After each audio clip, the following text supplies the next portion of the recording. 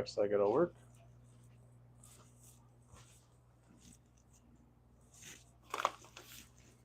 This one a little less so, but why not?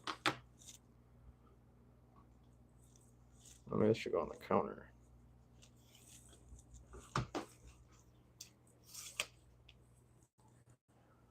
There we go.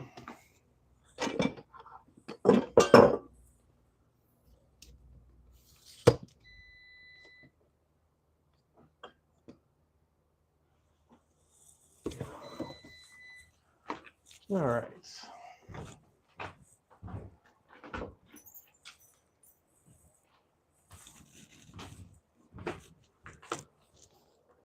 Where's this at?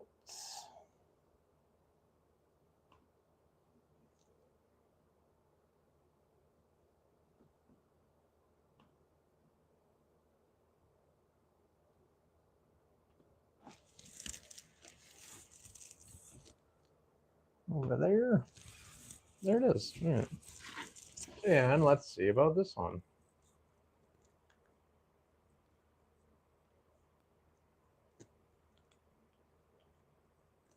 Cool.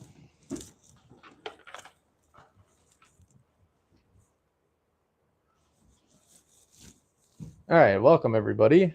I'm just doing a little impromptu pizza making here. I need some frozen pizzas to add to the freezer downstairs. I made this dough on Monday, which is a long time ago. I like to make my dough about 4 to 5 days for a cold ferment. Longer than that, it starts to get pretty funky, but more than that, you get real thin and crispy results, but you don't get any crumb. You don't get any of the air bubbles. Well, I shouldn't say any. You don't get a lot of them. So my sweet spot for doing pizza dough is I like 4 days about. 2 days for sure. It gives the flour a lot of extra time to absorb the hydration, and it just give you much better results for flavor and also texture. So if the flour doesn't take in that hydration and then you go to bake your pizza, you get softer results, I guess I call them. You want to go outside, buddy? I'm gonna let the dog out real quick. Boop, boop. Wake up.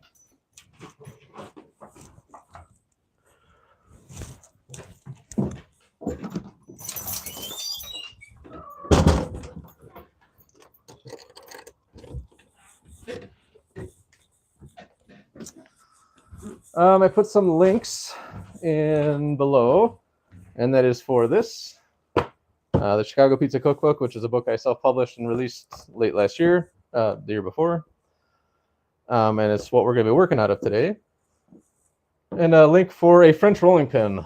So, normal rolling pin, you can get them with the handles, but they're usually flat, parallel sides, which we use for like the shortbreads or rolling out cookies. I'll roll out pieces with it. And then there's a French rolling pin, which has kind of a tapered design. And so the benefit to this one is that you can rock it by just putting pressure on one side and rolling the other, or putting pressure on the other side and rolling this side. And what that does is it kind of rotates the pizza as we're rolling it out. Some people like it, some people don't like it. I go back and forth on it. So I don't know what we're going to use today. I got my toppings prepped, except for the sausage. Still the frosting a little bit in the sink. I'm going to use breadcrumbs to launch off the peel. What else we got going on? It's pretty much it. I just made enough dough for a couple. I'll show you guys how to make dough. Biggest question I get on Chicago Johnny's or Johnny and L's is the recipes for the dough. So, this is also something I'm using. This is Johnny and L's spicy pizza seasoning. You might have, if you followed Chicago Johnny's story for a while, you might have seen that we had the pizza seasoning. Now that we're doing the online store as Johnny and L's, or I'm doing it, we moved it over there. So this is Chicago Johnny's or Johnny and L's spicy pizza seasoning. Today we're going to use De Fratelli, I don't know how you pronounce it. Crushed tomatoes for the sauce. This is probably my standard go-to when I can't get down to like Restaurant Depot and get Stanislaus or something like that. These went up significantly. I want to say I was paying $1.49 when I started writing this cookbook, or at the end of writing the cookbook, 2024 December, so about a year ago. And now they're like $4. Holy fuck, right? Cut that. No cursing. This is a family show. All right. So we'll start out by making dough. And the dough that I'm going to make, well, actually, I'll go one step back. We have the oven set up. You can hear it just, I preheated it and I turned it off a little bit, but back up to 500 degrees. We have the oven set up with two stones, one as low as it'll go and one just below the top slot of our oven. And the reason I do this is so I bake here. This is my go-to baking. But if the bottom is cooking faster than the top, this allows me the freedom to pull it from this stone and put it on this stone, which is going to help cook the top. Or let's say this is near perfectly cooked, but the bottom needs a little crisp and the top doesn't have any time left, or it's going to burn out. You can still move it up here, leave the oven door cracked, and let the stone pull that moisture out of the pizza and crisp it up real nice. You guys didn't see what I was talking about, probably. So this is our oven setup. We have two stones, one in the low as it'll go, and one just below that. Why don't I move this one over here?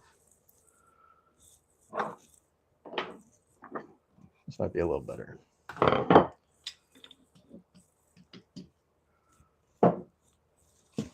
Sorry, I am not a tech person. I was trying to use that, what the hell is it called? The OSB Studio, OBS Studio.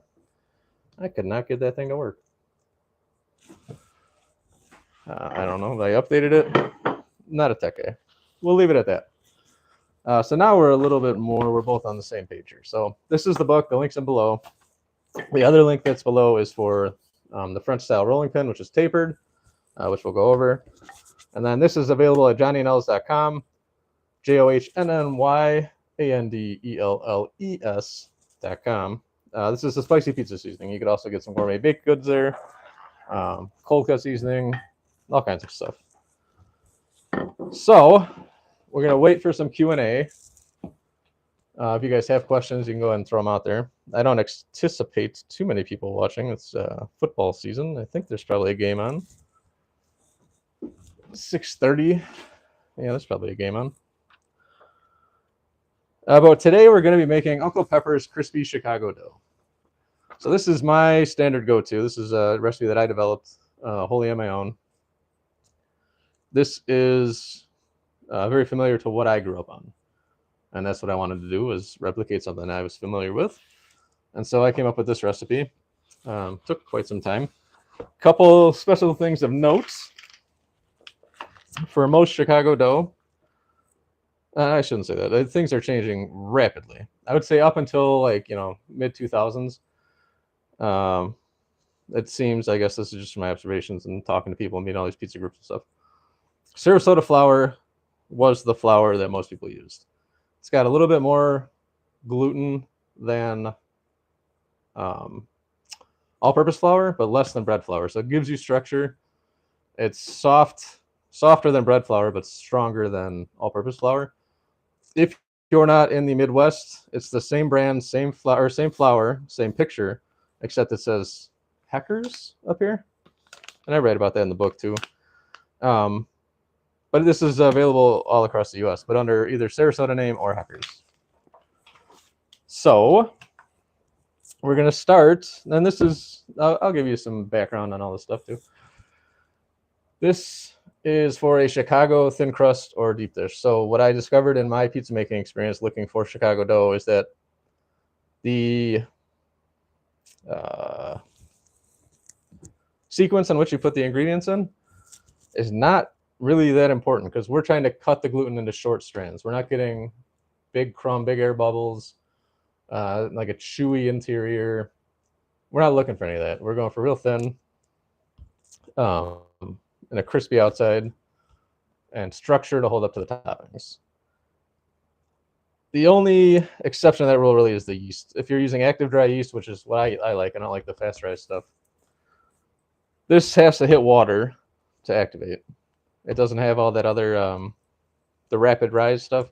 It's got other additives to it to make it go real fast. This doesn't have that. So I start with the yeast and then the water, and then I'll put what the rest of the ingredients really don't matter how you're putting them in. Second note is that when I made this dough, this yeast is kind of on its last leg. So I'm going to use more than I'm going to tell you guys to use. If you have a pen and paper, this is the traditional recipe, and this will give you one 12-inch crust. If you triple it, you'll get 2 9-inch deep dishes. I know it's a little confusing, but that is what we're doing. Hydration of this dough is about 44%. Fat is about 7%. And the inclusive is about 50%, 51%. People generally don't follow the inclusive, but I put it in the cookbook because there's something there. I don't know what it is. I feel like there's something there. So I put it in there so as a reminder. And all that is the hydration and fat added together for the percentage to flour ratio. I don't know what is going to come of this, if anything, but I noted it because I'm curious about it. So all the recipes have the hydration percentage, the fat percentage, and the inclusive percentage. I'm starting to split at the seam here. I use this book a lot. So pen and paper. Grab a pen and paper, and this is for one 12-inch pizza crust. Thin crust. 1 gram of yeast, and I'm going to go to 3 because this stuff is really kind of on its last leg, and it's going to alter the flavor a little bit because there's a lot more yeast. I mean, tripling the amount of yeast, right? So it is going to add a more yeasty. Everybody knows what yeasty is, like a yeasty flavor to it. And then I'll do water because this is the active dry yeast. I want that to get activated, which is 61 grams. Zero out your scale. You should get a scale for this. I have the measurements also written, volume measurements, but I always go by weights. All right, I went over by 4. That's fairly significant because we're only looking for 61 grams. So I'm at like 6%, 7% over. But I'm not worried about it because this is such a low hydration dough to begin with. For me, this will just make it a little bit easier to play with. When you're making this dough, and this is another tip I'll give you, you want to use this paddle attachment and not a hook. This is a very low hydration dough, and there's not a lot of volume in it to make one. I usually triple or quadruple the recipe when I'm making it just so that it takes better in the bowl, and we'll get to that in a minute. Probably going a little bit more in depth in this than I need to, but if we use the paddle, it kind of looks like streusel, or it's real shaggy when it's coming together. And by using the paddle, it will help to incorporate everything together. I'm gonna shut the back door here quick. It'll help to incorporate everything together, where the hook's not going to have enough substance to grab onto and knead it. So we're going to use the paddle because we're not trying to develop those big, long gluten strands. We just want short, tight gluten strands. And this is one way we can get it. So what we did yeast, we did water. We're going to do salt. And now salt inhibits or prohibits the formation of gluten a little bit. But for Chicago dough, this is perfect. This is what we want. So we're going to add salt early. And this is Mediterranean sea salt. We're going to go with 2 grams. And most people are probably going to tell you not to do this, but I put it right in the water and the yeast. Again, this was developed specifically for Chicago style dough. Let it go. Get fun. Yeah, I'm live. Michelle's just walked in. So I'm asking her how her dinner was. So we did water, yeast, salt. 61 grams of water, 1 gram of yeast. I did 3 because it's on this last leg. 2 grams of salt, and then now we need a fat. And usually I would use butter. I have all this lard on hand because I was experimenting with some baking recipes. So for the dough that we're going to make the pizzas with, I used lard, so I'm going to use lard again. But your fat content, you're going to want about 10 grams. You can go a little heavy. The heavier, if you go too heavy, like this is at 13, this one is going to be noticeably fatter. Like you're going to have that a little bit more of that greasiness that comes out of it. But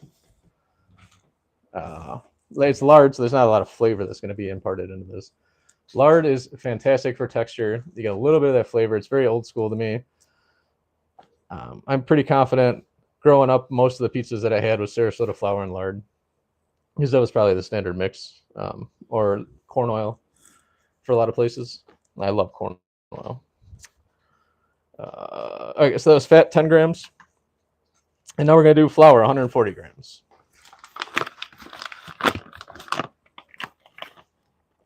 And when we're talking about percentages, this is what we're talking about. So the amount of flour is 100%.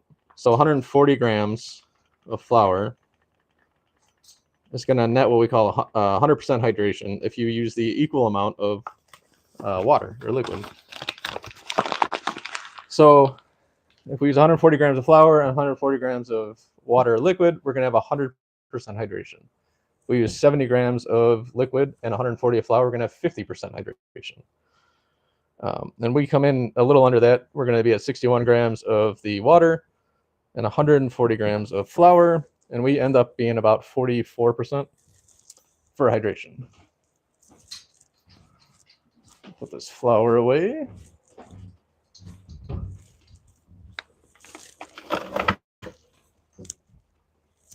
If you're new to pizza making and you want to, hi guys, if you're new to pizza making, I would suggest go to bread flour at first. It's a little more forgiving when you're looking for structure, especially if you want like a crispy outside. Bread flour has a higher gluten content and it ends up being a little bit tougher to bite through. So be aware of that.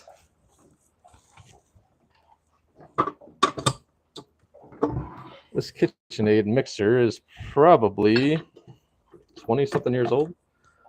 It's one of the first things I got that I really, really wanted for the kitchen. And so you're going to hear how loud this fucking thing is. But we're going to go on low, and I'll show you how this dough comes along. And the reason that we're using the paddle and not the dough hook.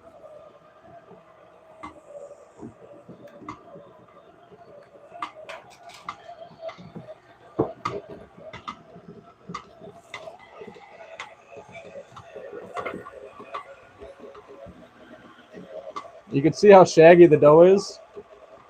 I'll cover these up a little bit.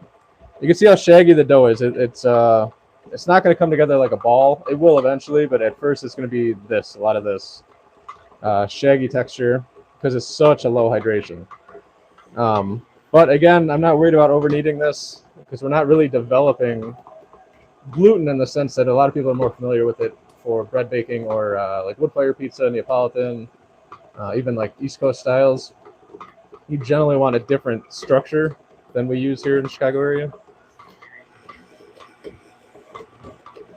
Let me see if I can get just a touch closer for everybody.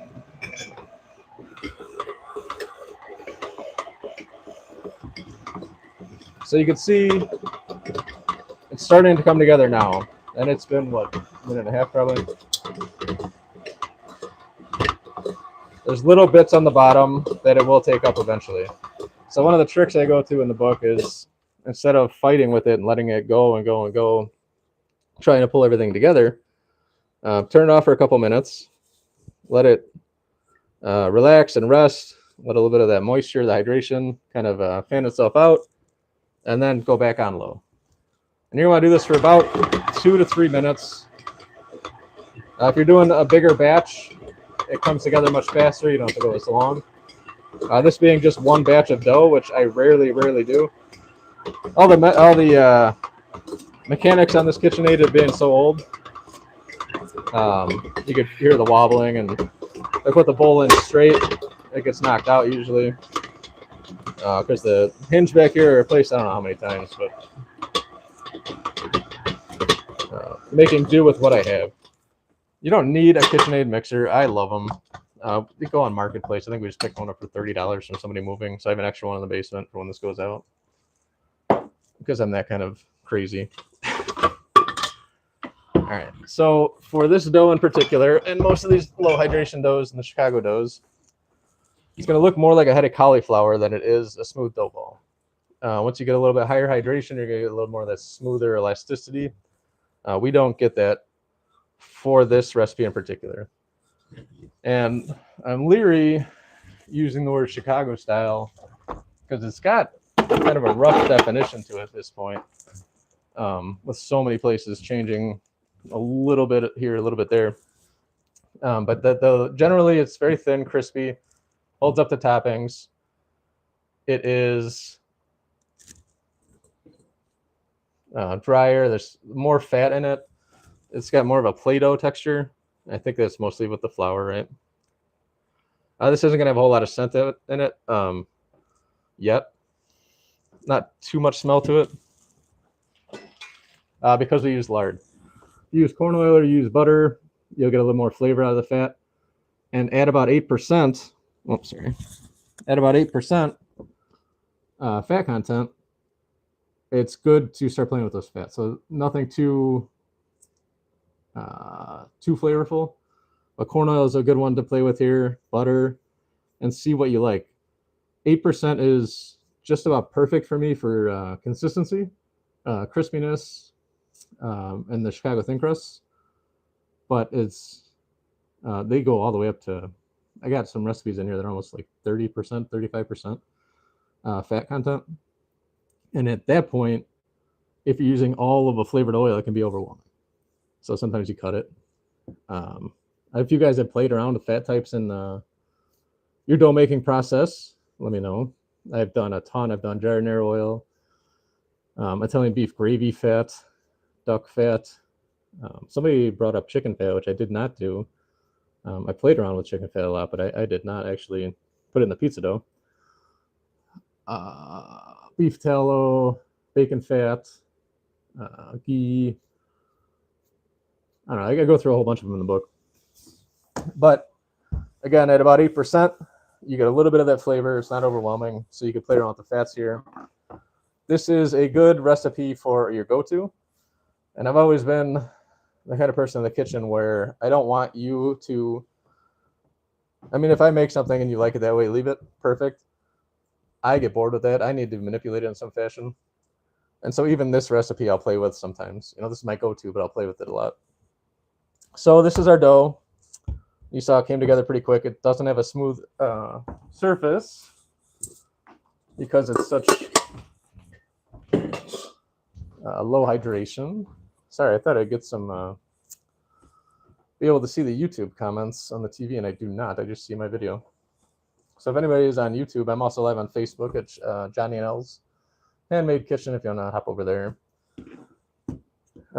Okay, so we made the dough. This, you could put it in a some kind of sealed container, obviously. I don't have any bags left. I'll put it in one of these deli containers. I don't oil my containers for dough. I know a lot of people do. To me, it always, because we're hand rolling this, we're not stretching it. This isn't Neapolitan or New York or whatever. I'll show you the process here in a minute. But for the Chicago style thin crust in particular, I don't like putting fat on the outside because then the flour gets sticks to it and you get a weird texture on it. So trust me, it's perfectly fine without the fat. Leave it out on the counter for about 4 hours. And then you're going to knock it down, put it in the fridge for overnight, 2 days, 3 days, 4 days, up to a week. But again, if you go up to that 7 days, which we're almost at here, you start to get, this is the yeast has died off a little bit. That's what's happening here. Because we're at 6 days and it was a weak yeast. So the yeast is dying off here. So we're not going to get a lot of crumb, a lot of texture in the dough. We're going to get crispiness. We're not going to get that crumb. We're not going to get the aeration. but perfectly good. We'll use it. I'm just making pizzas to freeze. And so my standards for this batch are, I'm eating them. I'm not serving them to anybody. Just need some pizzas in the freezer. But I do have a little bit of something to show you guys later. And that's going to be cheese types. So I have two cheeses. I have a Galbani and I have a Walmart. And there's a significant difference, and we're going to see those when they come out. The Galbani is a little creamier. It's got a little bit more of that sour taste to it. The Walmart one's a little drier. Not a whole lot of depth to it. So this is the same dough that we made just a couple minutes ago. This was a ×4 batch. It smells very alcohol-y when you get to that like 4-day mark, 5-day mark, 6-day mark. And if you want to, you could divide it up into 215 grams about for a 12-inch pizza. I'm just throwing these in the freezer. A little barbaric with it, I don't care. So I'll twist some off. I'll loosely form a ball. And you guys can do this too.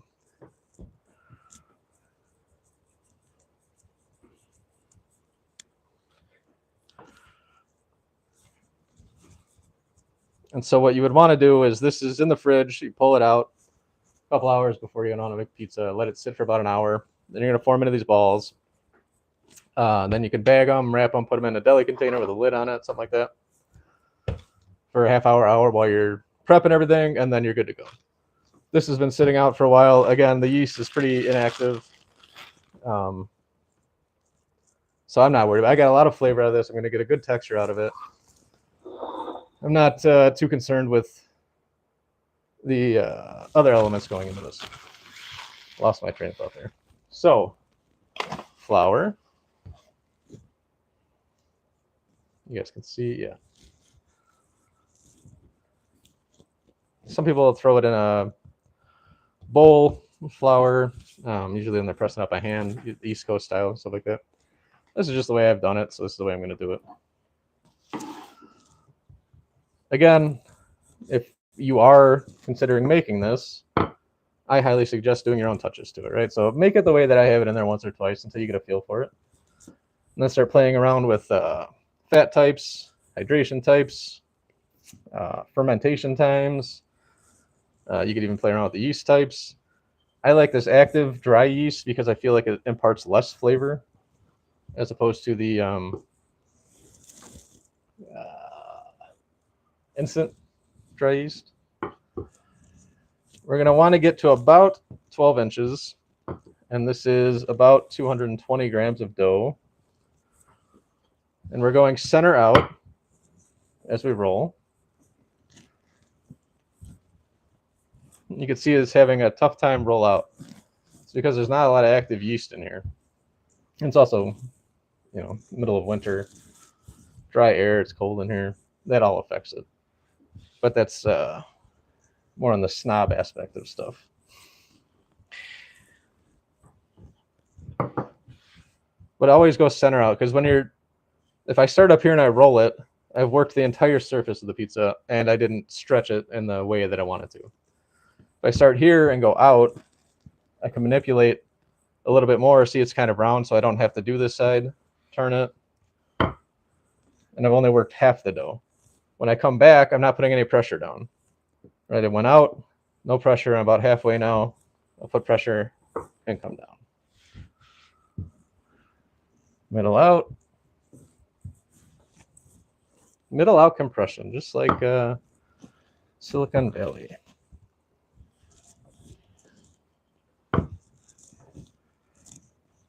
All right, so you see that little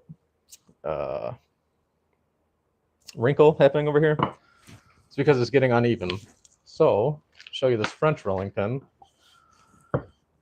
Same thing, you would go middle out. But when I do it now, I'm going to put pressure here and less pressure here. Right? Wait, the other way around. And now as I'm rolling from the middle out, I can kind of turn the dough a little bit easier because of the tapering. This works better with fresher dough. It'll catch a little bit because the hydration's still there more. This has dried out a little bit because of the time it's been fermenting and whatnot. So it's not going to have the same effect. But if you have a more fresh dough, when you go to roll it out, pressure on both sides out, pressure on one side back, pressure on both sides out, pressure on one side back, both sides out, one side back. And you see how it's turning as I go a little bit? That's the advantage to these pins for the thin crust.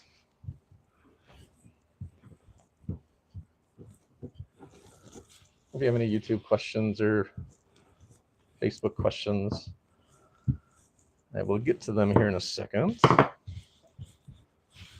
I don't think I've made a pizza in 6 months. If you're having, oblong issues, then I'll come in by hand and do this. Most places doing this type of dough have a sheeter.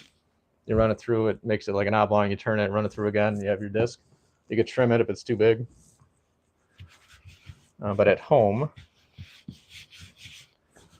this is what we got going on. So then I like to shake off the excess flour.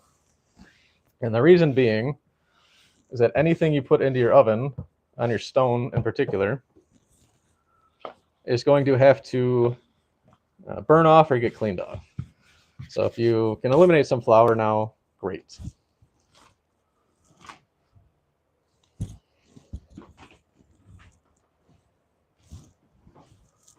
What about pepperoni? Oh, hey, I'm not a pepperoni guy, not a huge on that. Actually, in Chicago, it's, I think, the only area in the U.S. that Sausage House sells pepperoni. If I do pepperoni, I like it under the cheese and a little bit on top of the cheese.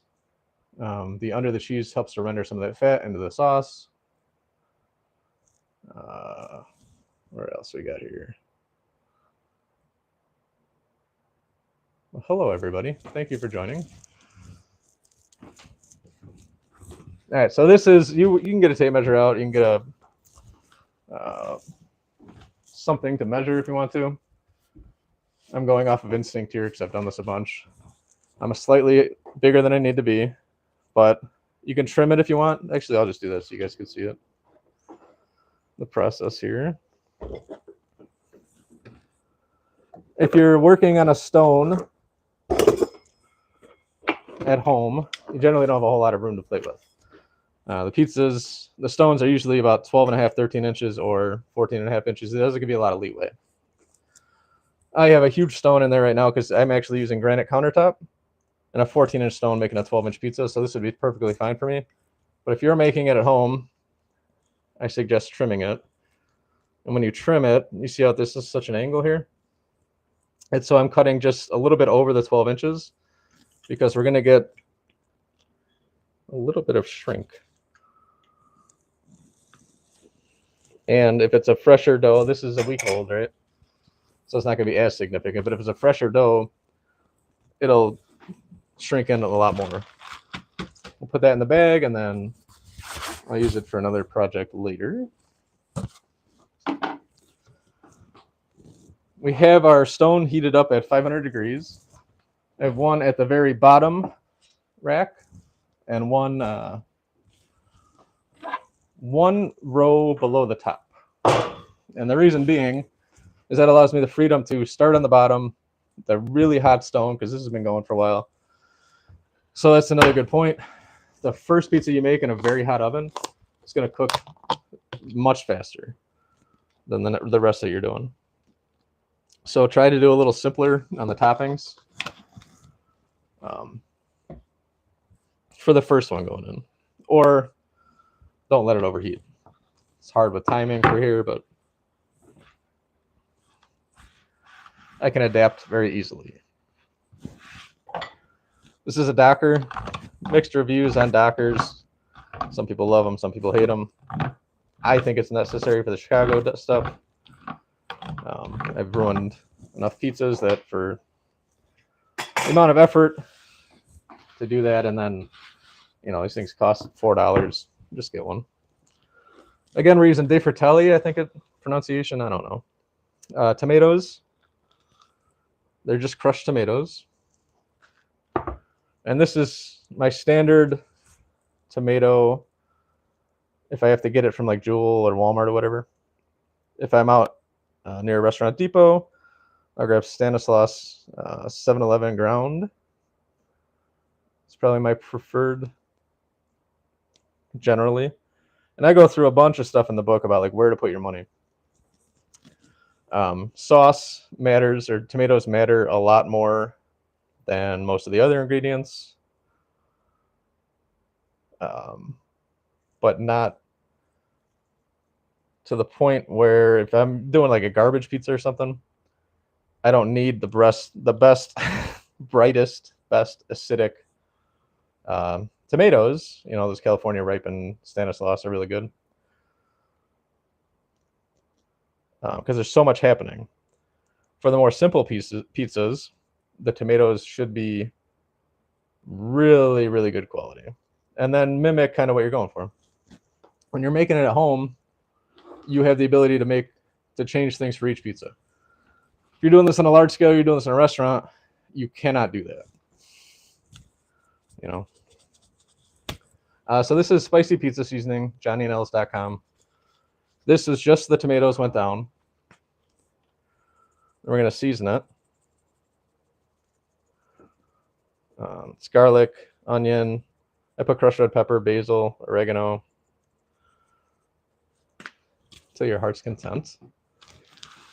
What do I want to do for toppings here? Oh, why don't we start off with a wild card?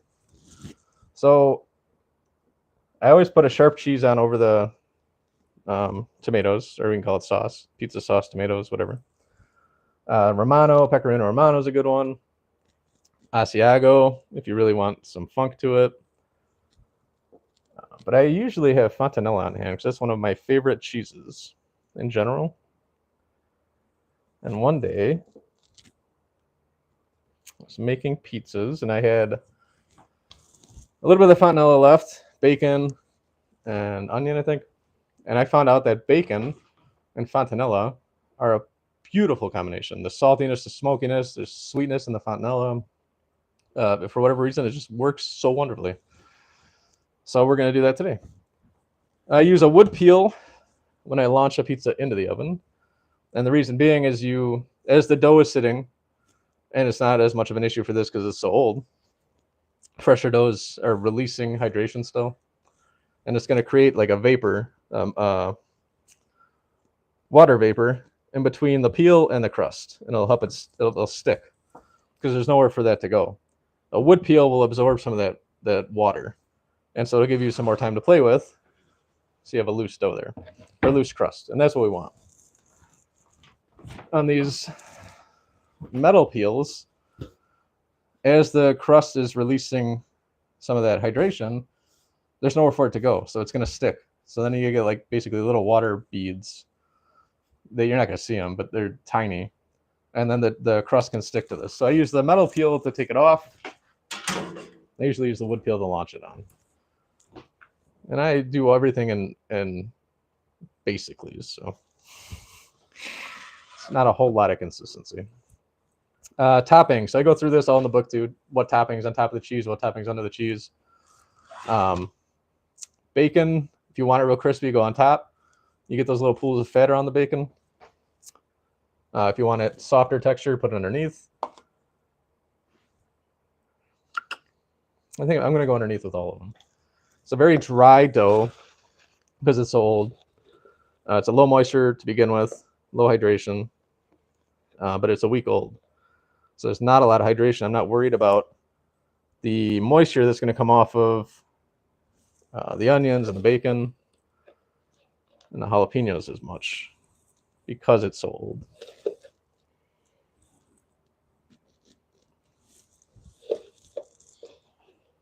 It's been some time since I made pizza.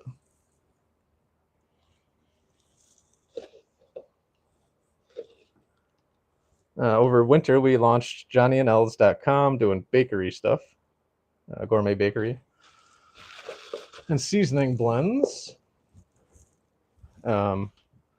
So we were very busy, obviously, for the holiday season. And I haven't been around to doing pizza too much.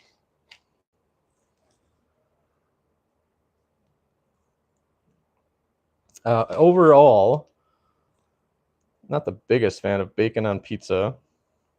I feel like it's pretty strong. But with this fontanella, it works. I actually was thinking about this pizza when I made this dough a week ago, because I haven't had this one in so long. I think what I might do actually is some spinach on here too. So I like to think of flavors in a kind of like a triangle. Like you want 3 points of flavor, like sweet, salty, acidic. Three points of something, so you can roll the flavors around. If there's not a lot of depth to it, I don't know. If it's not a lot of depth to it, I just don't enjoy it. By putting more flavor profiles in there, you're getting more depth. Rolling flavors is more going on in your mind while you're eating it. So give it a shake. Make sure you're still kind of loose. So on this one, I'll do the Walmart cheese and show you guys. It dries out a little bit.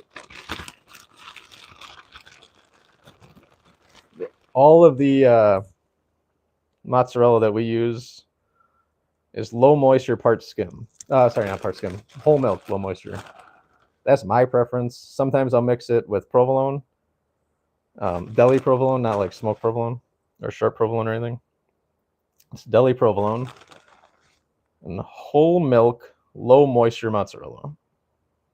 That's a standard for me.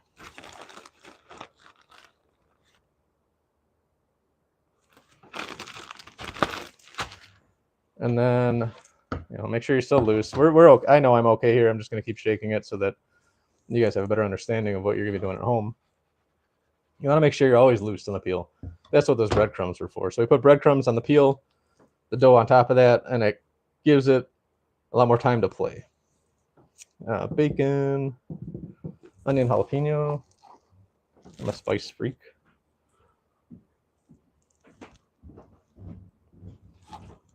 These are thin cut. I went real thin with everything.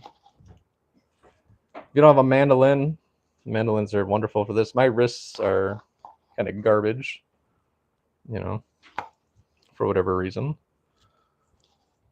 I have shit wrists. So to adapt to that, make life easier for yourself in the kitchen. So we have our jalapenos on top, the bacon and onion underneath, and I want to do spinach. Spinach, no matter what I'm doing for toppings, I always put on top. The reason being it's such a wet ingredient. If you put it underneath, you're going to get soggy spots in your crust. I don't want that. This was literally just spinach. I sauteed in a little bit of olive oil until it started to break down. Then I salted it. A little bit of garlic powder, or granulated garlic, sorry. White wine Chardonnay. And that was it. Oh, butter. And then you put some butter in there. Cook it all the way down until most of the liquid's gone.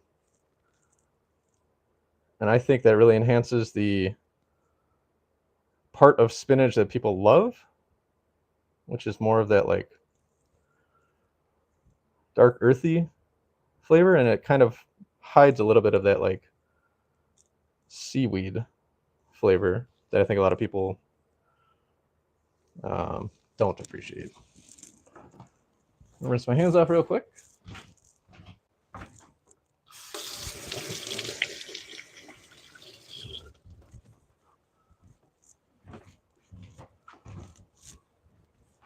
So we're going to launch this in the bottom stone. Usually you're about 10 minutes for a bake time. This one is going to be a little quicker, I believe, because that stone is just blazing hot. It's been heating for a real long time. Make sure you're still loose. If you're not loose now, you want to fix it before you get to the oven. What else? I guess that's good. Let's try it out. Got the oven at 500. Right on the stone there. Set our timer. We're gonna start at 8 minutes because I feel like I might have to move this one up to the top.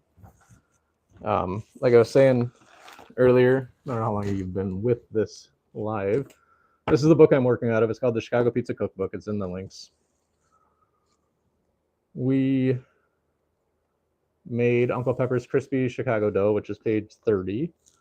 Now, this is my standard go-to. We set the oven up. Where'd that go?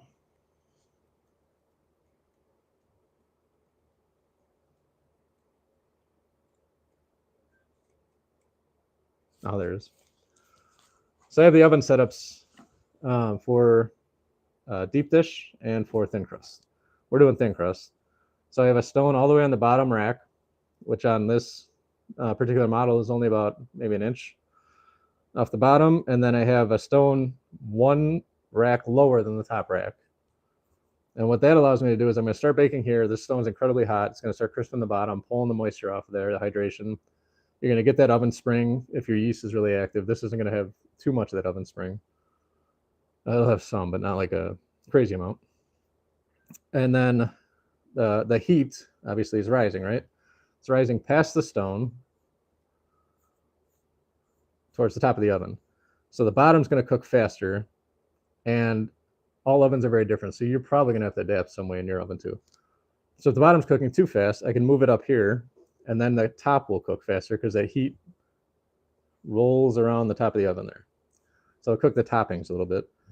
This is especially important if you're doing wet toppings because you want to dry them out a little bit. But it also can be good because you can double crisp your pizza. So put it on the hot stone, stone's temperature lowers, cooks the pizza. And then if you move it up here, this stone is also blazing hot because nothing's been on there, right? So you can double crisp your pizza that way. Give a couple quick run through on here. This is how to make a deep dish. These are the steps that go into it. And there's recipes for it. Here's the flour types. So we use Sarasota flour. Depending on what part of the country you're in, you might be using Heckers or Sarasota. It's got a little bit more gluten content than all-purpose flour, but it's still a little bit soft. And it's softer than bread flour, but not as strong. So it's a good in-between. It's likely the stuff that I grew up eating. That's kind of why I played with it. And then the fats that were in the pizzas that I was having growing up was most likely lard for most of the places, and some places corn oil. I have a little chapter on canned tomatoes. When I say chapter, it's like 5 pages. But the different tomato types and brands and what's, I don't like using the word better or best or anything like that, but what results you get from it, because what you're looking for, it could be different than what I'm looking for. So for this, I want it to be a big standard. You can play with it as you go. This is a baseline, right? All of my recipes, I suggest you do what you want to them to make them better, make them more suited for you. That's my spiel. We got some time on there. So why don't we roll out another dough? Do we have any questions on, well, hi, Bowie. Bowie said hi. Oh, did I just ruin something here? Oops. All right. So this next one, we're going to do a classic Chicago combination. Is sausage, pepper, and onion. And then optional mushrooms. And the way I do my mushrooms, I'll show you real quick. I saute them in butter, salt, and then I add wine after they start to brown a little bit. And it sounds weird, you're browning mushrooms. I like to get a little bit of like a crust on a mushroom. I don't know why. I don't know what it does to the flavor. It does something. And so they look like they're almost drying out in the pan. And then I'll add the wine. And I'll soak it right up. And then I'll finish it with butter. And then that's how I do my mushrooms for pizza. I feel like it's a big area that pizza places are lacking on is what you can do to the toppings. Again, we're going to flour our dough ball.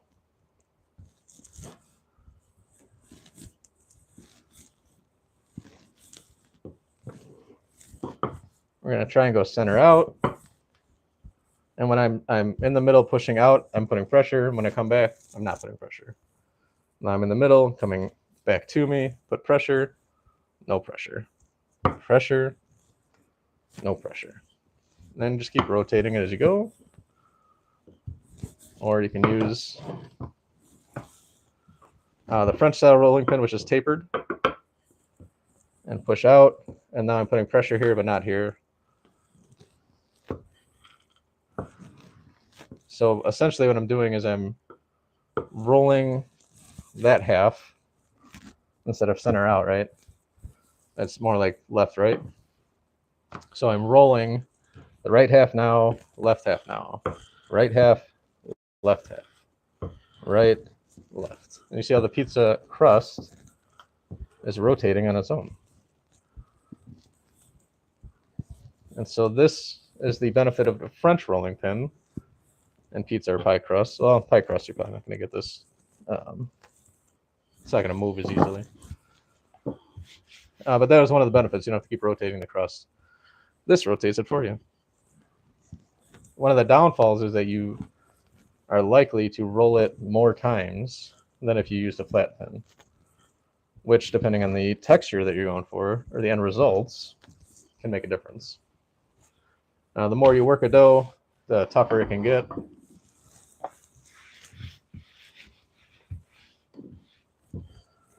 There we go.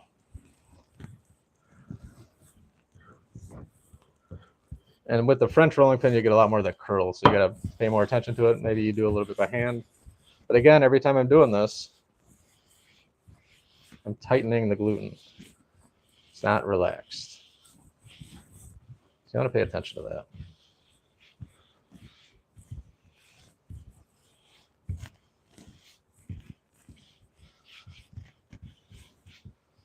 I used to never trim the crust. I was a very rustic. I like to know when something's made by hand, you know. So I would just leave it a little bit wavy, you know, in, out. That's how I liked it. But I'm an odd creature, hence I'm filming myself make pizzas in my kitchen on a Sunday. So we have breadcrumbs on here still from that last pizza. You can use breadcrumbs. You could use just flour, semolina. You could use cornmeal or polenta. I have a bunch of breadcrumbs on hand from a bread experiment I did. I turned them into breadcrumbs. And I like breadcrumbs. If you're early on in the process, oh, there goes the timer. We'll check it out. It looks pretty good. We're going to leave it in there for a couple more minutes on that bottom stone. Maybe it wasn't as heated as I thought.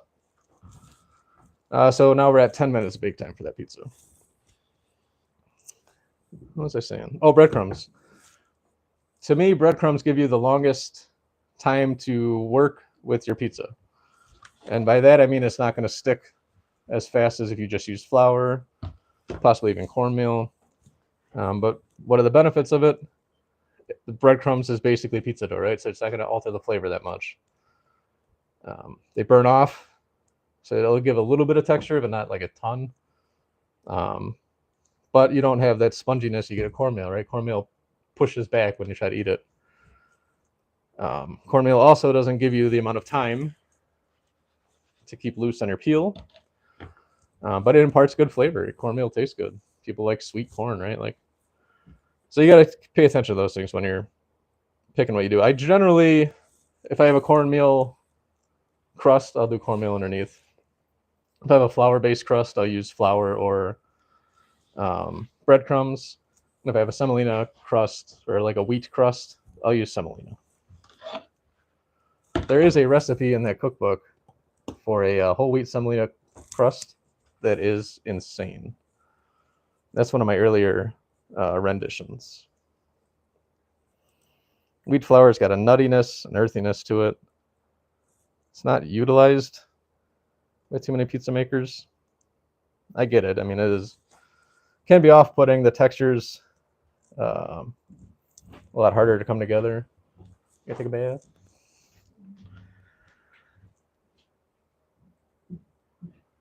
So totally understandable. I love wheat flour. Like there's a natural sweetness to it that's hard to mimic.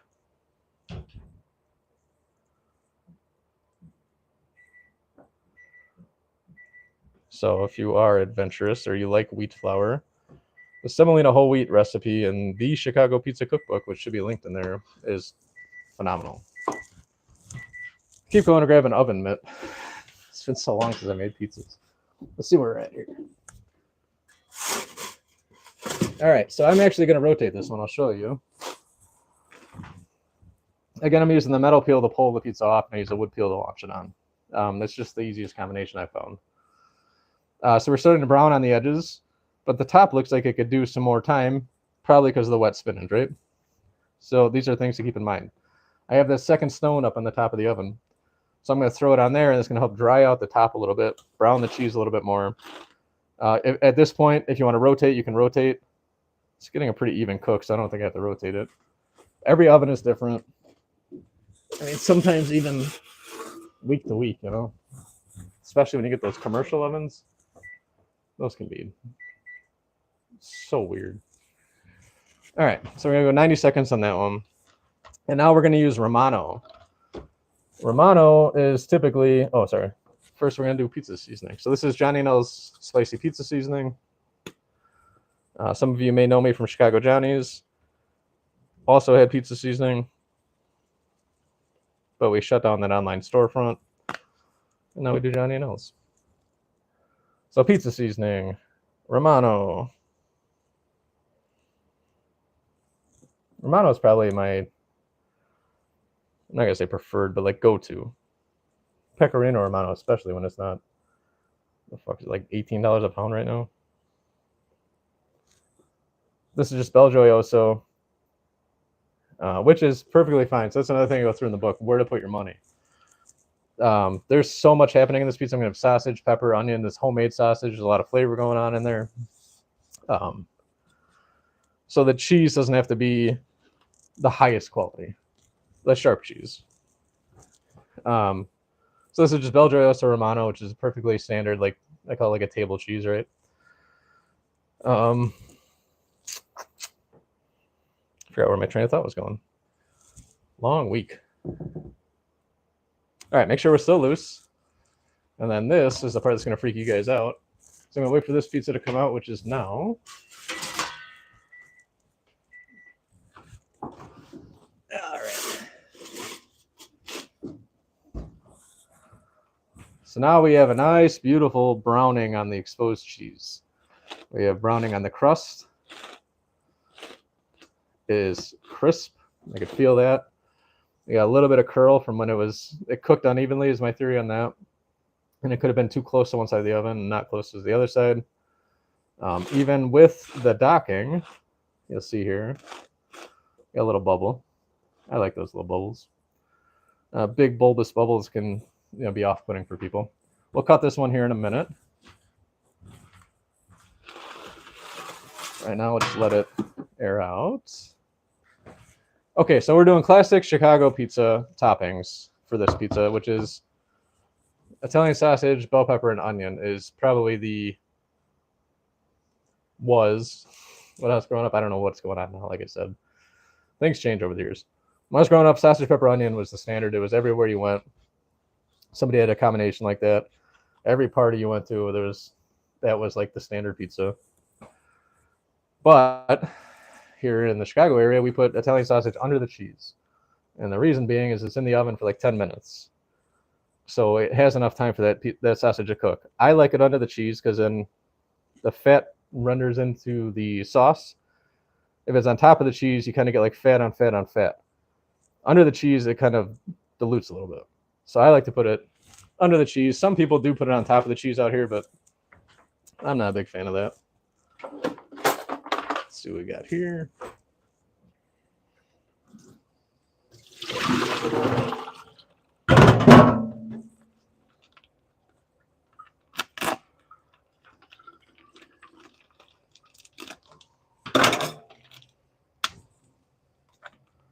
Again, this is homemade. Jewel had pork butts for $99 a little while back. So I ground some up. Just made some pizza sausage.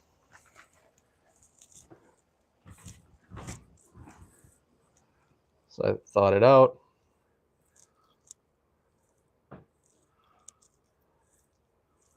There are many methods to doing this that are much better than what I'm showing you.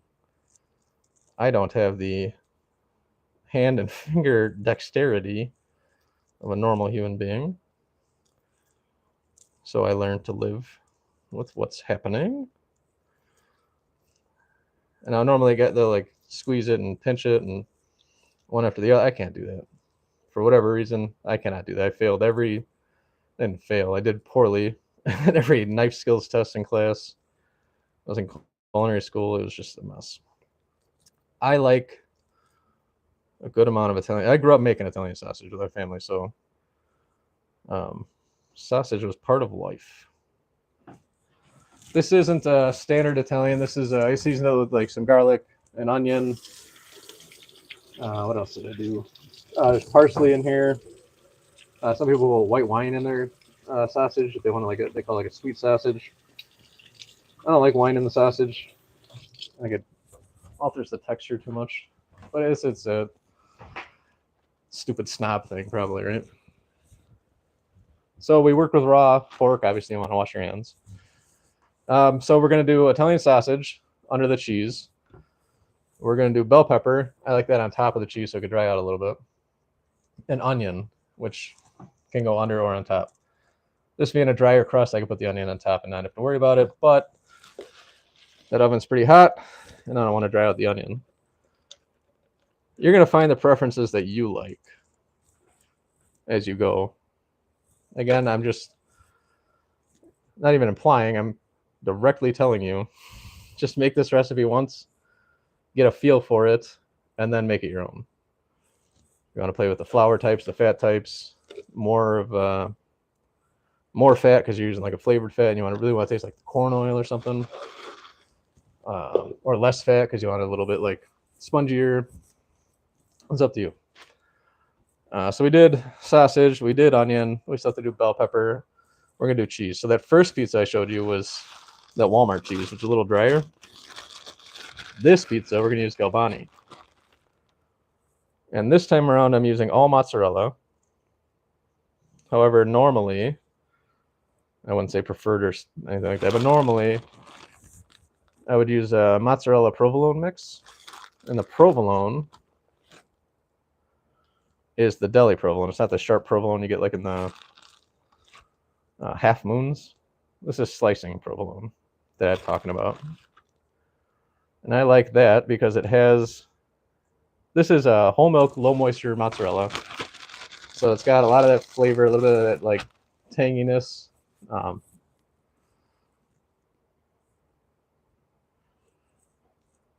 From the sour,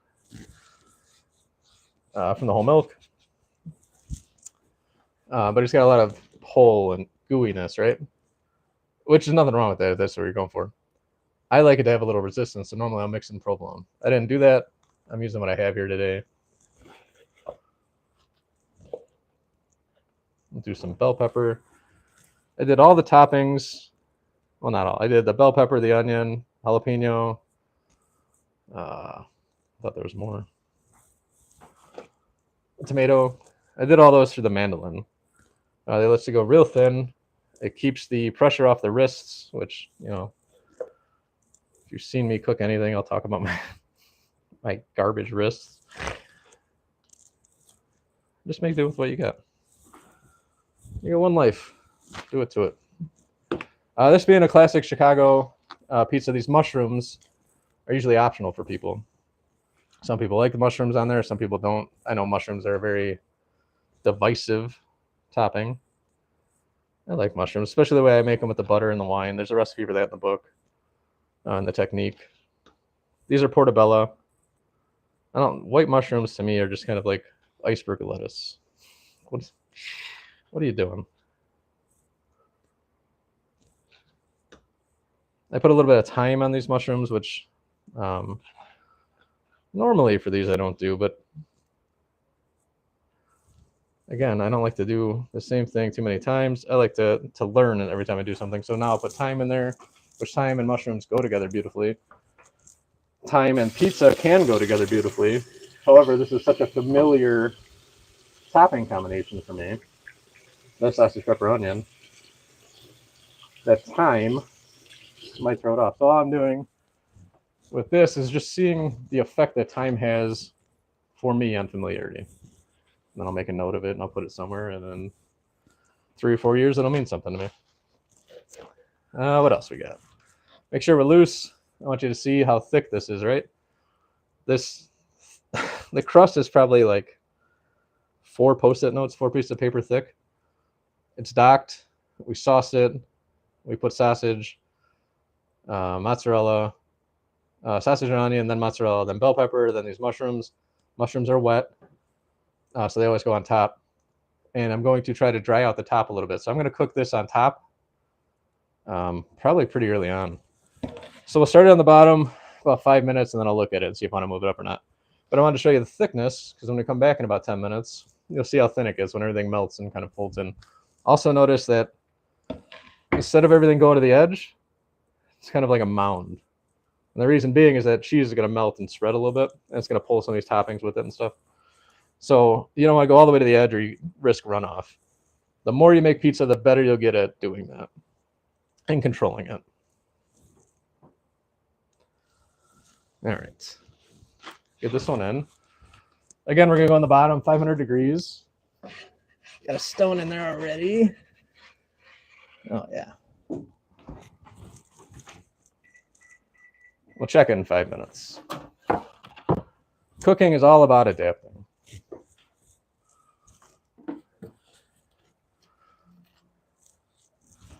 All right, so this is the pizza we just made. Try and get the best angles I can. This is really difficult, but I'm holding it from the middle of the couple fingers, and it's holding up. This is beautiful. That's the crispiness that you want. The structure is going to be there to hold all these toppings on. I didn't link this, but this is another thing. I want to pay like $7 or $8 for this thing. This makes cutting a pizza so much easier, especially if you have bad wrists like I do. Get one of these. They're so worth it. What was I going to say about the other things? Rolling pins and stuff, you could find those at thrift stores usually. Oh, you guys hear that?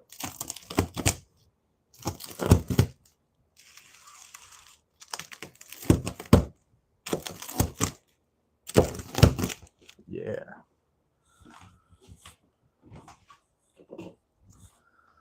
All right, so a couple of these little flakes that fall off. Beautiful, that's what we like out here. Little crumbs, cracker crust. They call it tavern or whatever now. So, general characteristics that we look for in Chicago pizza. We want it to be strong and crispy. This isn't necessarily like a loaded pizza. There's not really too much weight on the toppings at all, but I should be able to pick it up, and it should just keep its shape. Every now and again, you get like a little bit of sag here, but it holds its shape. I can bounce it around. It's not bending and flopping and stuff. Get one from the middle too. Same thing. That's the sign of a beautiful Chicago thin crust. Not everybody around the country does pizzas like this. This is a characteristic that we look for out here. Also, for me, you see the gradient coloring on the bottom? That is fucking gorgeous. It's not black spots. There's not white spots. There's dark and light. And that's going to come with any pizza making in the stone there. But it's fucking gorgeous. You can see the paler spot here is because of these big breadcrumb pieces. And that's another benefit to the breadcrumbs is you get these varied textures. And when I cook, it took me a fucking long time to figure this out. I am naturally, this sounds like bragging or whatever, but I'm naturally good at picking out flavor combinations and rounding out flavors. However, I am drawn to textural differences. I like different textures in almost everything I eat. And most people probably do, I guess. I don't know where I was going with that. Anyway, beautiful color all around on the bottom. But you will notice, and when we get the next pizza out, you're going to see this cheese is a little drier. It's got a little shine to it, but not much. It almost looks like frozen pizza cheese, even though it's not. And I shredded it by hand or on a KitchenAid, but it wasn't pre-shredded. And you're gonna see the difference that this one looks almost plasticky compared to what we're gonna get out of the next one. This is the bacon, onion, jalapeno, and fontanella. And I added spinach at the last minute because in my head it seems like it's gonna be really good. Why don't I just try it? So get close-ups again.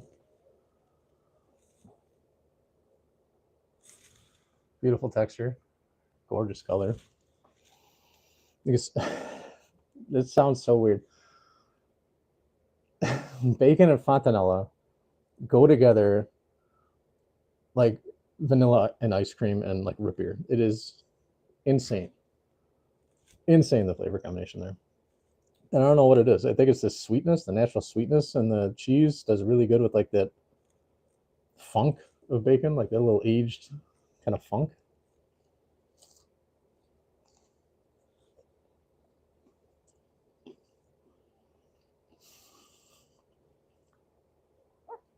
The spinach changes this.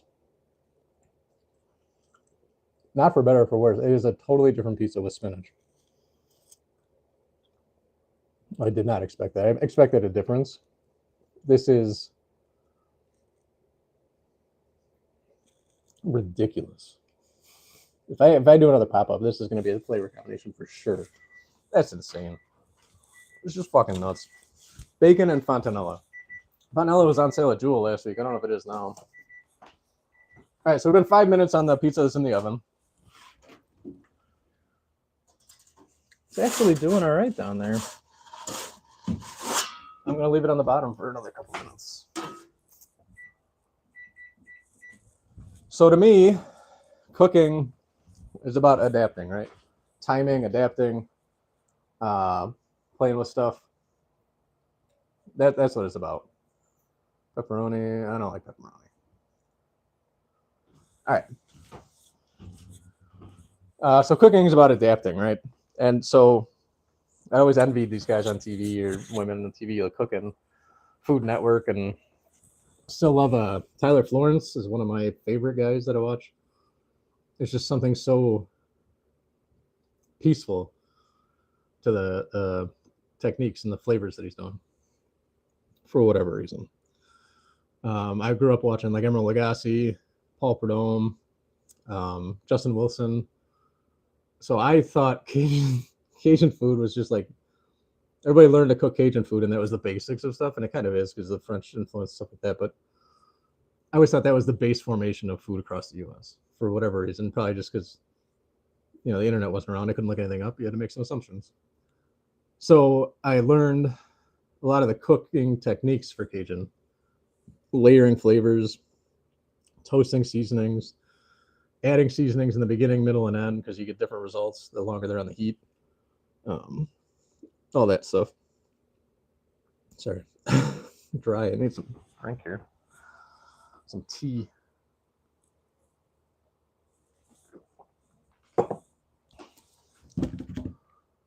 So anyway, yeah, Cajun influence is huge. Actually, Johnny and Els was a Cajun catering company for a little while for us.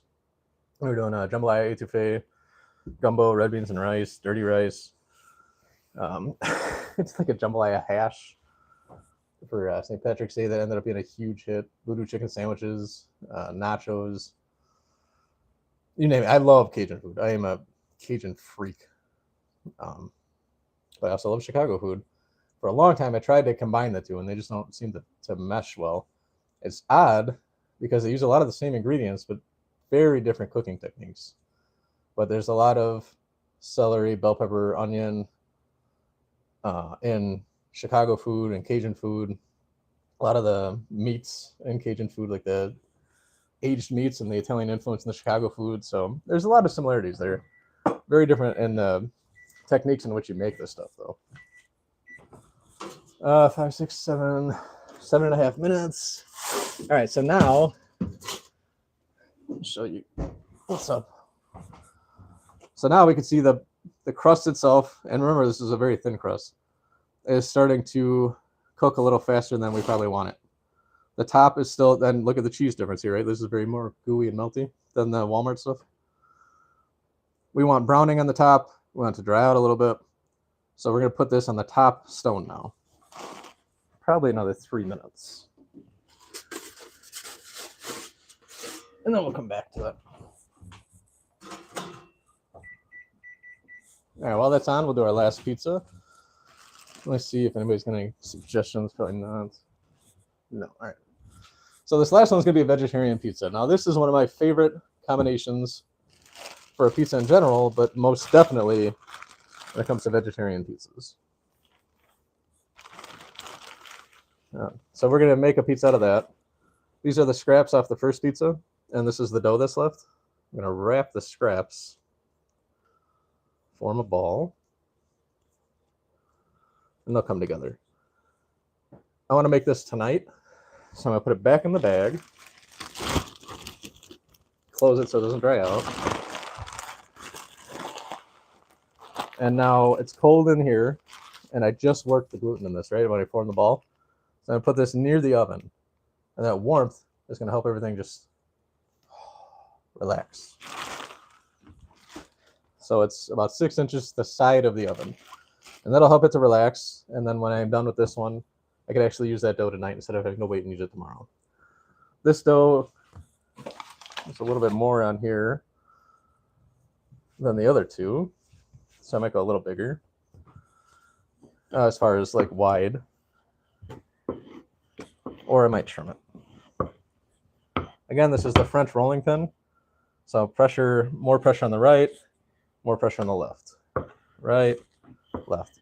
So now this one's a little bit wetter because I tore it off and I didn't form a ball, and so we're seeing it stick. Earlier on in the video, I was talking about how the fresher dough will stick a little bit more and you won't be able to rotate it like this. And that's what's happening here. Easy fix, a little bit more flour. Or you can move to the flat rolling pin.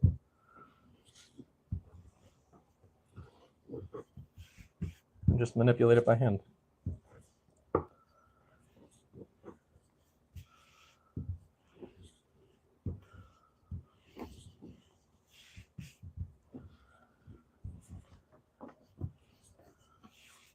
So I used to make like an oblong pizza because my first stones that I got were pieces of countertop blanks, I think where they cut the sinks out of. So if you think of your standard size sink, that stone is missing and it's in my oven. Or sorry, the countertop is missing.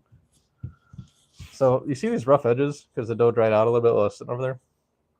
Those actually give you a very unique texture that you don't get without that. I don't plan for this ever, but when I get a chance to keep it intact, I'll keep it intact. It's too hard to plan for because you don't know where dough is going to dry out here, there. So you can't really plan for it. Let's check this guy in the oven. Oh yeah, we're looking fucking beautiful here. So we're going to go back in for a couple more minutes because I really want that cheese to brown. I probably should have moved it up earlier because you can see how dark we're getting around the edges.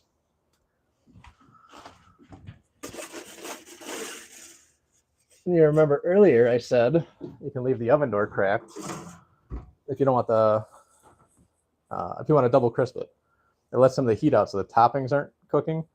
This case, we want the toppings to cook more, so we're leaving the oven door shut.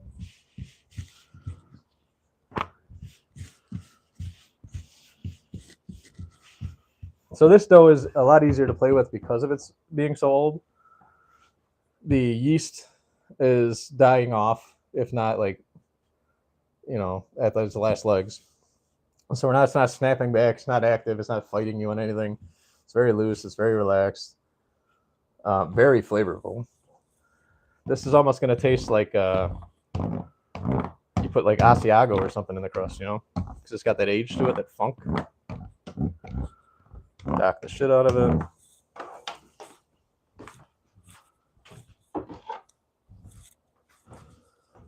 So breadcrumbs are wearing thin, so I'll just add some more breadcrumbs. You can use semolina, you could use cornmeal, breadcrumbs, just flour. You'll learn your preferences as you go. All those options are in the book. And again, I want you to make these your own if you're going to use them. So we ended up about 13.5, 14-inch pizza here. Remember I said there was more dough for this one than the other ones? Totally fine. The stone will fit it. If your stone is only made for 12-inch pieces, trim it. You don't want any messes going on in the oven. Make sure you're loose. And all pizzas except for like a barbecue chicken pizza start out the same. Roll out the crust. Get it on a peel with some breadcrumbs or some other type of agent to prevent it from sticking. Sauce. Cheese, sharp cheese. Seasoning. You can mix seasoning right in the sauce. I did that for a long time. I stopped doing it because for me, oh, here's a good teaching moment. I had a little sauce on my finger when I went to go move this. It got on the peel. Make sure you get all the wet off the peel.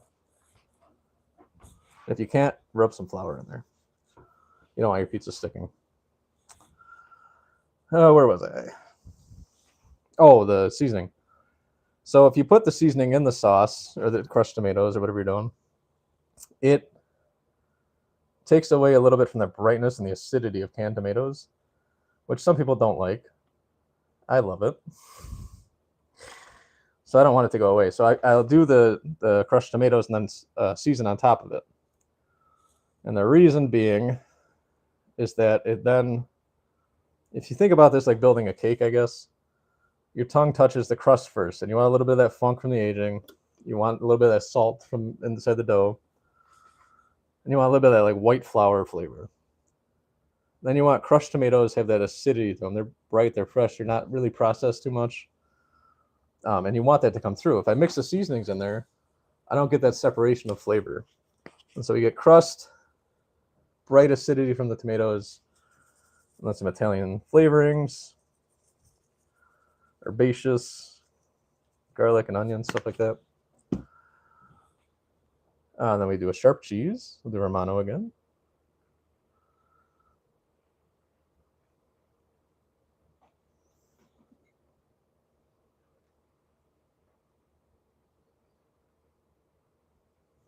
And this is not real high-end Romano. This is the Belgioioso stuff because it's not shining through. If it's a very simple pizza, if it's a wood fire, not a lot happening, I'd want a really good cheese on there. Pecorino Romano aged, imported. We don't need that. Make sure we're loose on the peel. Then we're going to do, so this is the vegetarian one. So let me check this pizza. Oh, yeah. This is beautiful. So we can see we got the browning that we were looking for on the cheese. We ran off a little bit. Totally okay with that. You can see kind of cupped around there. Remember we domed the ingredients? So the outsides curled up a little bit because there wasn't anything holding it down. So it's not as thin as maybe I alluded to when before it went in, but you can see how thin the actual crust is. So we'll cut this guy in a minute. Oh, that's going to be a beautiful one. Oh, yeah. Now that is a loaded fucking pizza, too. That is a heavy pizza. We'll show you guys how it turned out here in a second. All right, so we're going to do spinach, which always goes on top. We're going to do tomatoes, which always go on top. We're going to do garlic. Garlic, you have an option. If you put it on top, it seems to burn and get a little bitter. Some people like that. I generally do like that. Underneath, you get a little bit of that sweetness from the garlic and a little bit of that like peppery bite, you know? And so that's what I like. So there's two ways of doing this. This is just fresh garlic I ran through a press. You either take little bits and flick them, almost like you're flicking water at something. I don't know why that memory is stuck in my head. don't know what I was flicking water at. Maybe just to annoy somebody, I guess, by the sink, and you're going flicking it. All right, so I ended up using about 2 cloves. 3 cloves might be a little bit much.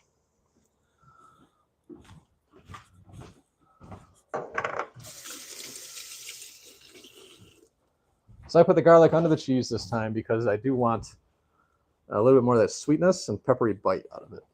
Because there's not as much happening with this pizza, right? This is a vegetarian pizza. There's not a lot of fat coming off of anything. There'll be some butter coming off the spinach because I cooked it in butter. But that's about it. And then because we have wet ingredients, and this is where adapting and tact comes into play in cooking. This is a fairly wet pizza with the spinach and the tomatoes. I'm going to use that Walmart cheese, which doesn't have as much, it's a little drier. And that is going to allow us, the other cheese would work. It'll be a little gooier. I don't know what your standard is, but for me, it's not the gooey. And that's why I usually mix in some provolone. The deli provolone kind of dries out the mix a little bit. It's not as gooey.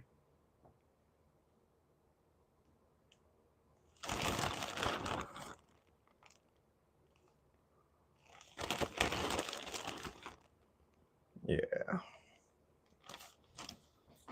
Clean as you go, clean as you go. It's time to clean. All right.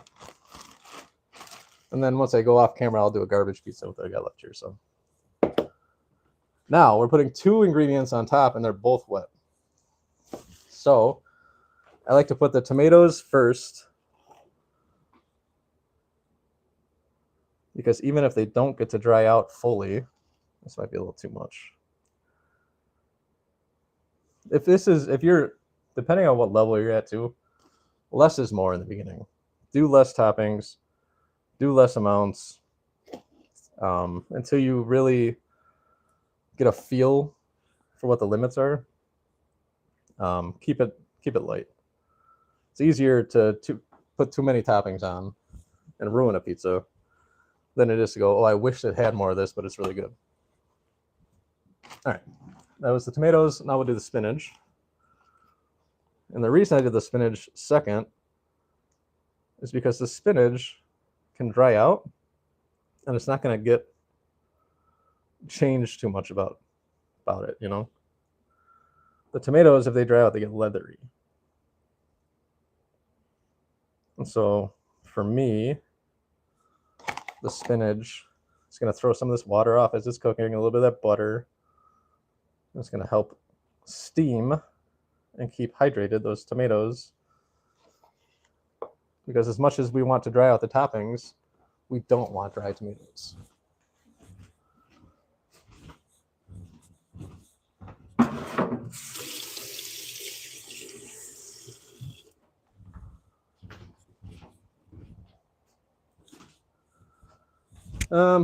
Garlic, spinach, tomato. Beautiful combination. You can even put these mushrooms on there if you wanted to.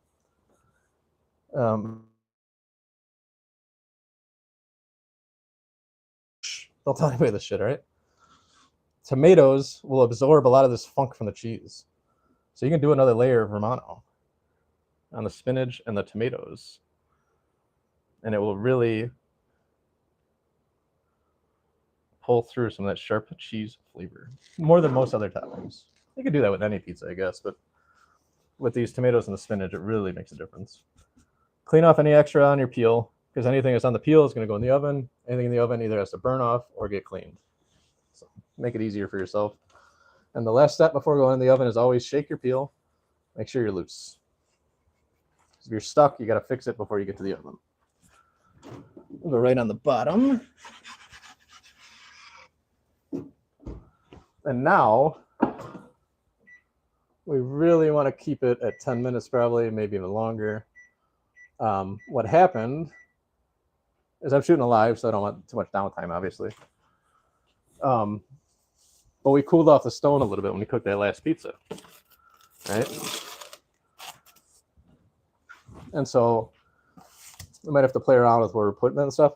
That stone temperature went down. It probably what was it? It was about 70 degrees. So if we started at 500 in the oven, the stone was probably about 520, 530 when it went on at its hottest, and then dropped down to like 470, and then heated up a little bit. We did the second pizza. We were probably coming at like 480 starting, and then dropped down. So right now that stone is probably only about 450, 460. And I had a laser thermometer. I don't know what happened to it. So this is our classic sausage, pepper, onion. We added mushrooms. I love mushrooms on pizza. We did portobello. I don't like button mushrooms. They're just nonsense to me. Oh man, you can smell the mushrooms and the sausage are a beautiful combination. Pork, mushrooms, herbs.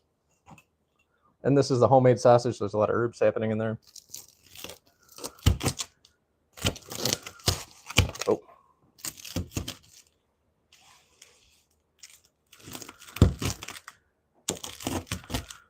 I was going to freeze this and I forgot. This looks so fucking good. Cut it. I guess there really even leftover pizza for a while. All right, so again, now this was an incredibly thin pizza. Not making excuses here. Very thin pizza, loaded with toppings. Oh, wow. And it held up. You can see how thin this is. And you can see the yeast was kind of dying out there. You see how this looks like it was cut with like a rough edge blade, serrated or something? That is the effects that I've seen when the yeast is kind of dying out.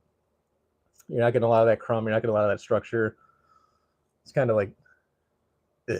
So when you go to cut it, it just kind of falls apart. But you can see it's very structured, very crispy, beautiful fucking color. Beautiful fucking color. And for how thin this is and how heavy these toppings are, you can see them sliding all over the place. This held up fucking great.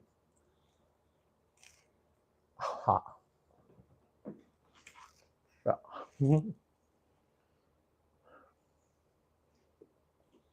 Oh my god.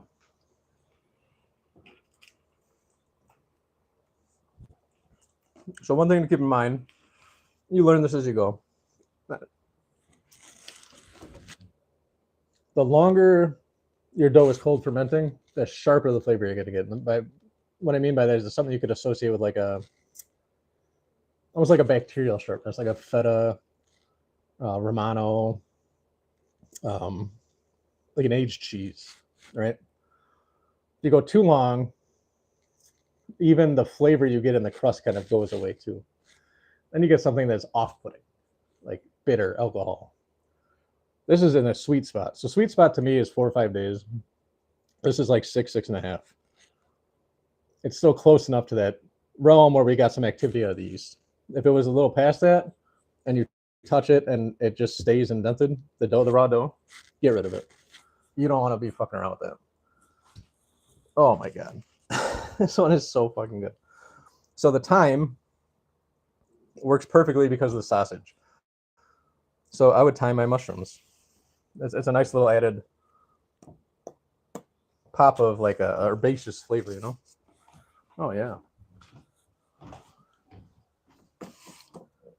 All right, well, we got that last pizza in the oven. We got a few minutes here. Let's see if anybody joined in on YouTube. No. It's still just Kristen on Facebook. All right, we'll chalk this one up to a learning experience. Then if anybody's there that has questions, now would be the time. We got a few minutes here before that next pizza comes in.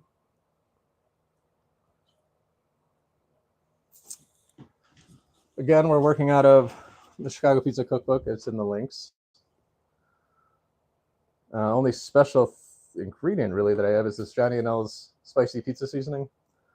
And this is available at johnnyandels.com and only johnnyandels.com. It's handmade. We make it in small batches. Really lets us control the flavors and stuff like that. Let's see. Anybody got any questions? Pizza making questions, baking, general life questions for me, Johnny. Some of you know me as Josh. Some of you know me as a stumbling idiot.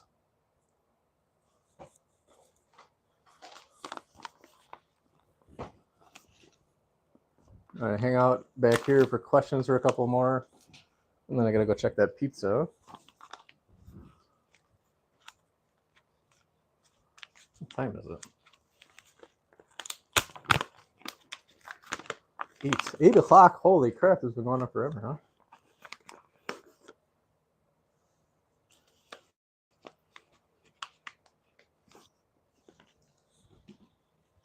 Oh, I see. This YouTube video should have been a little higher up. Sorry about that, everybody.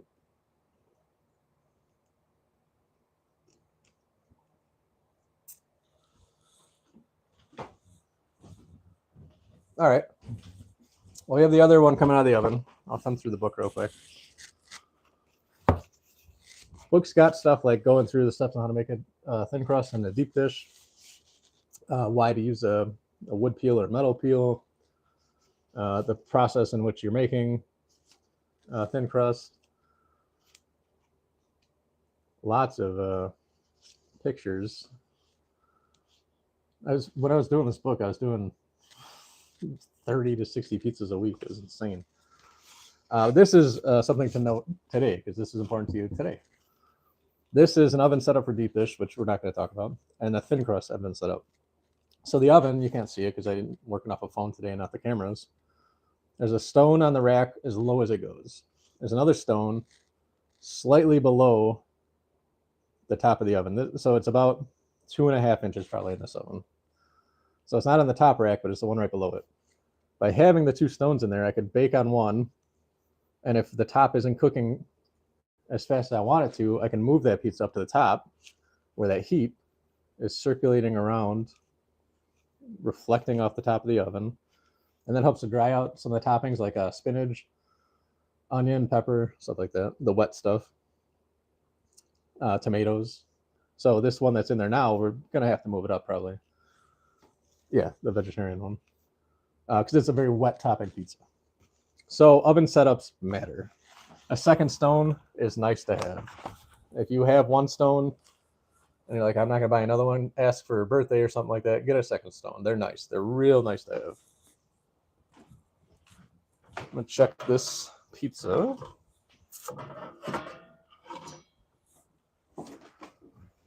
Oh, yeah.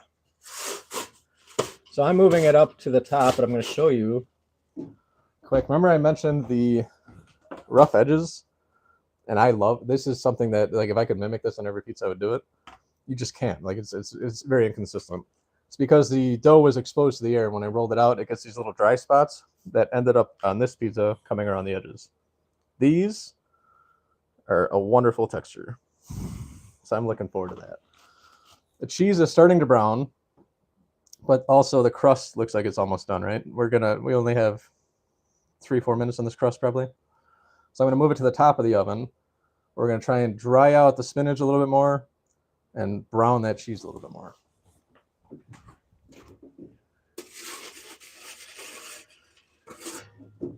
And these are all adaptations that you'll make as you're playing with pizzas, you know? They don't all come out good. They don't start out good. Being in the kitchen is all about adapting and putting in your time, you know? So with this recipe that I started you guys out with, page 30 here, Uncle Pepper's crispy Chicago dough. This recipe is a good one for you to start with because it's very straightforward. They come out consistent. You're not going to mess too much stuff up in there. It's a good starting crust. Once you really get your bearings, there's a semolina whole wheat flour one in there. That's probably one of the more difficult ones to work with, but beautiful depth of flavor. Earthy wheat flour. The semolina has got like a darkness to it. Beautiful fucking flavor. All right, let's roll out this dough while we're waiting. So this is it's just a regular rolling pin. We're going to center out, center down, center out. So it's sliding around a lot.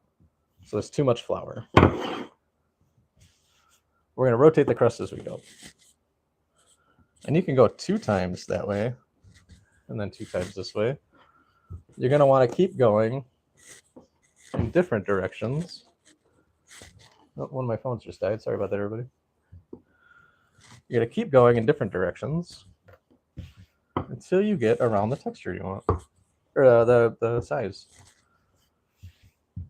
Today would have been a good day for a nap, I tell you what. All right, we're going to go super thin on this. I'm going to make a garbage pizza. And that is one of the more confident things to do, is to make a very thin pizza and then load it up. And part of the reason you're able to do that is because of the Sarasota flour. Oh, you're seeing me do this other technique too. I'm holding the crust I don't want to go anywhere and rolling out the other stuff. And that's helping me to shape more into the shape that I'm looking for.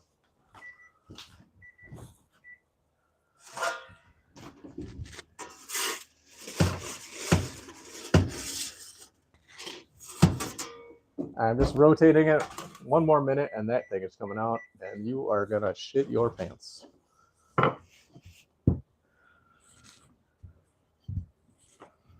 I moved to the French pin, so I want to make room here for that other pizza to come out. And this one is a little bit quicker working.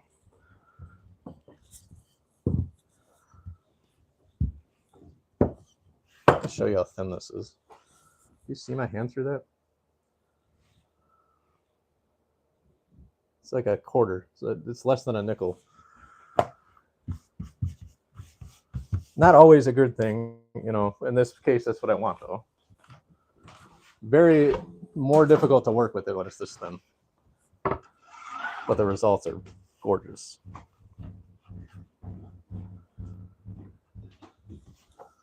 Again, dock it even though it's real thin. I mean, you go on those Reddit forums or pages and you're going to see people telling you, anybody that tells you use a docker, you know, they don't know what they're doing. Ruined enough pizzas to don't take the risk. All right. Oh my fucking God. Look at that. This is our vegetarian pizza. We have garlic, spinach, and tomatoes. Spinach was sauteed in butter and wine and garlic. We got a little bit of that dried out on the dough ball, the crust. And I left those rough edges in there because, and this is for me, I'm not going to share this with anybody. All these little rough edges, they have the perfect fucking crumb texture in them. And then we did a little bit of more Romano on top of this one. And again, the reason was because these tomatoes and the spinach, as they're throwing off their water or their moisture, it'll suck up some of that stuff from the cheese, the sharpness. So you can double down on that. Oh shit, yeah. I don't know if you're gonna be able to get this underneath, probably not. But you can see how thin that is. Look at that, man. Look at that. All right, I'm gonna give one last chance for questions if anybody's got questions. And then I'll do this last one off camera here. Thank you everybody for joining. Still no questions, huh?